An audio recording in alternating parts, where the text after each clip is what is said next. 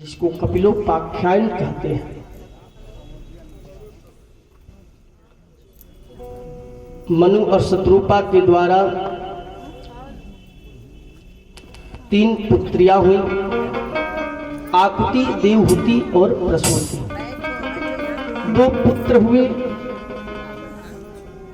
प्रियव्रत और उत्तानपाद। श्रीमद् भागवत महापुराण में पहले मछली बेटी का वर्णन किया गया है। माता देवहूति का।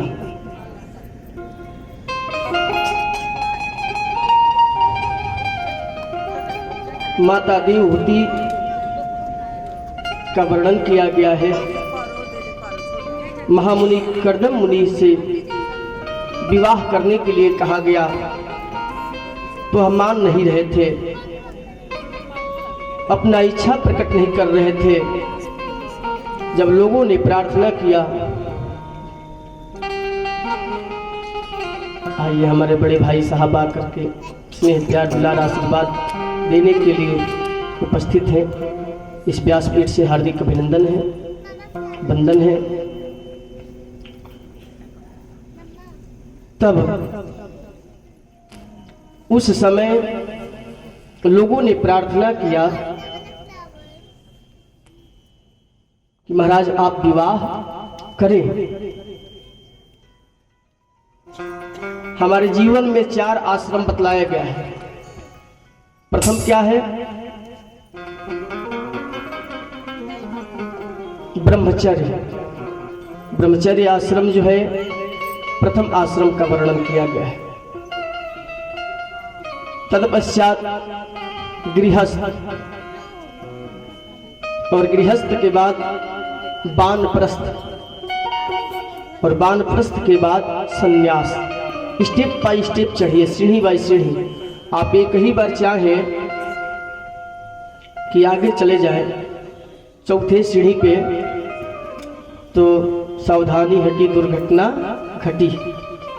इसलिए समय समय से आगे बढ़े। अब उनसे कहा गया कि महाराज गृहस्थ आश्रम भी धारण कर लीजिए। तो उन्होंने शर्त रखा कि ठीक है, मैं विवाह कर लूंगा, लेकिन एक संतान की जब उत्पत्ति हो जाएगी तो मैं संन्यास धारण कर लूंगा। यह शर्त माता देवहूति भी स्वीकार कर ली और उनसे उनका विवाह हो गया। और विवाह करके वह अपने कुटिया में जैसे जाते हैं, कुछ देर बाद प्रभु का ध्यान करते हैं और ध्यानास्त में ही डूब जाते हैं, भजन करने लग जाते हैं। देखते देखते कई वर्ष बीत जाता है।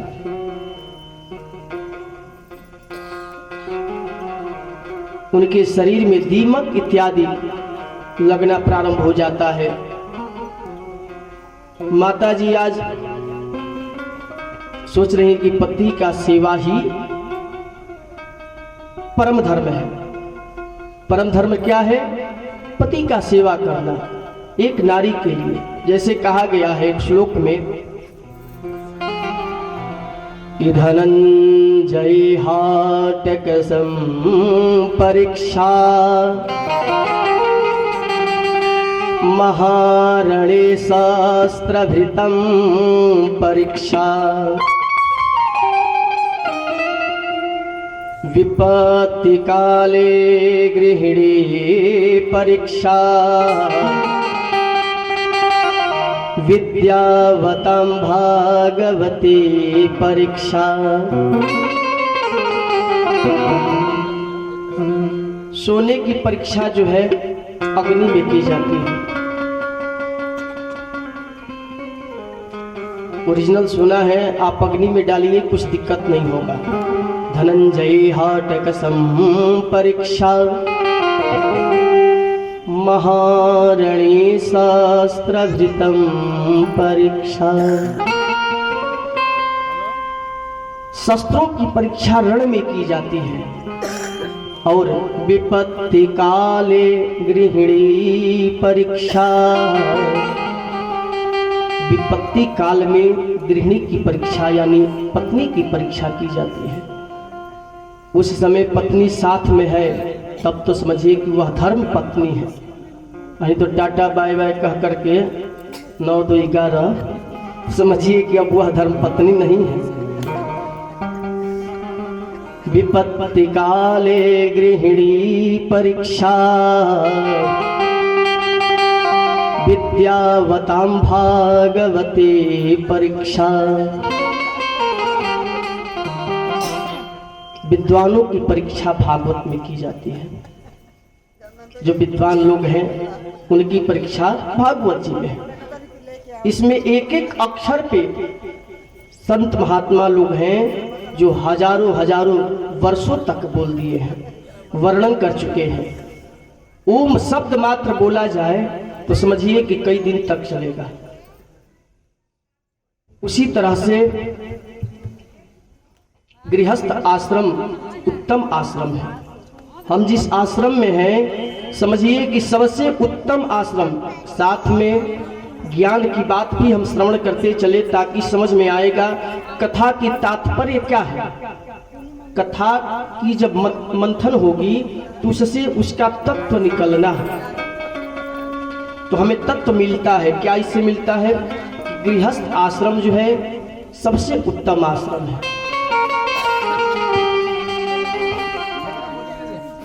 कर्दम मुनि तपस्या में लवलीन हो जाते हैं। माता देवहूति सेवा करती हैं और जब तपस्या पूर्ण होता है कर्दम जी महाराज की आंख जब खुलती है तो देखते हैं कि हमारे सामने एक स्त्री है। वह भूल भी गए रहते हैं कि मेरी शादी हुई थी।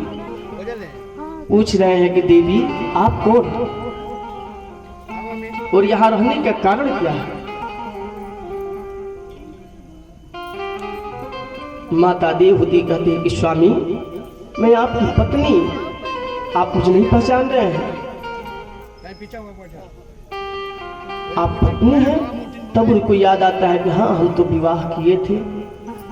अरे देवी मैं तो घोर पाप कर दिया, विवाह करके पति का सुख आपको नहीं दे पाया, किसी प्रकार का सुख आप प्राप्त नहीं कर पाई, ये मुझसे अन्याय हो गया।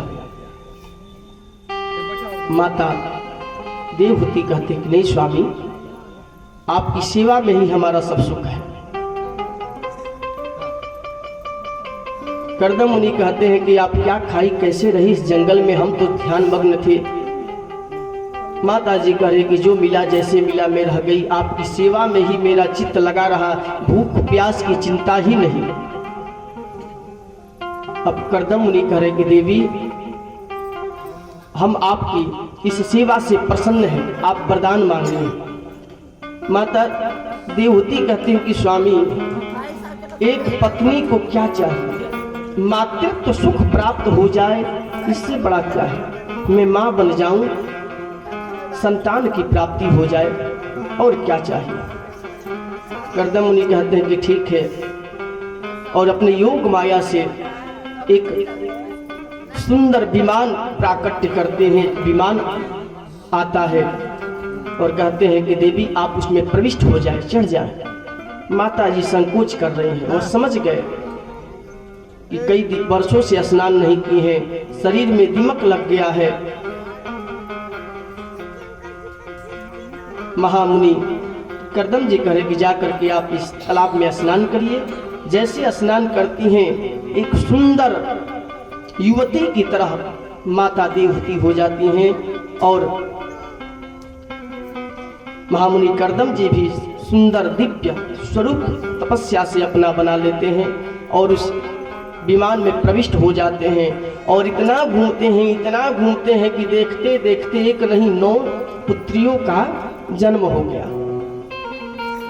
तब उनको याद आता है कि वो हम तो एक संतान के लिए इच्छा प्रकट किए थे और एक संतान मुझे चाहिए था, ये 9 हो गया, मैं कहाँ फंस गया। कहे कि देवी अब हम जंगल में जाएंगे तपस्या करने। माता जी कहे कि महाराज यहाँ 9 बेटियां हैं, जिम्मेदारी जो है सामने खड़ा है, इन लोगों का विवाह कौन करेगा? पहले जिम्मेदारी पूर्ण कर लीजिए फिर जाइएगा, कोई रोकने वाला नहीं है। तब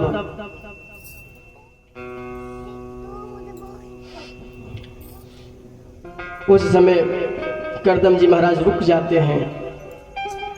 कुछ देर बाद उनको याद आता है कि हम जिसके लिए जंगल में जाने के लिए उद्यत हुए हैं वो तो मुझे आशीर्वाद दिए हैं कि हे करदम जी आप तप करिए, जप करिए और मैं आपके पुत्र के रूप में आने वाला हूँ। फिर कुछ दिनों बाद प्रभु की कृपा होती है और वही साक्षात नारायण अवतार कपिल भगवान का प्राकट्य होता है। बोली कपिल भगवान की गोविंद मेरो है, गोपाल मेरो है।